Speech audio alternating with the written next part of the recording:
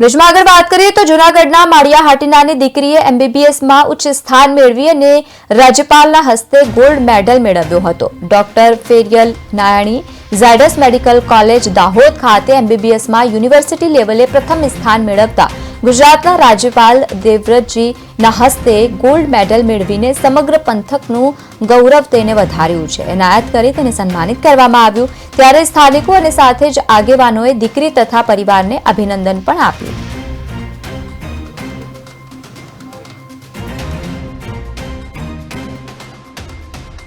નાયાણી મેં એમબીબીએસ ડિગ્રીમાં યુનિવર્સિટીમાં પ્રથમ સ્થાન પ્રાપ્ત કરી ગોલ્ડ મેડલ મેળવેલ છે.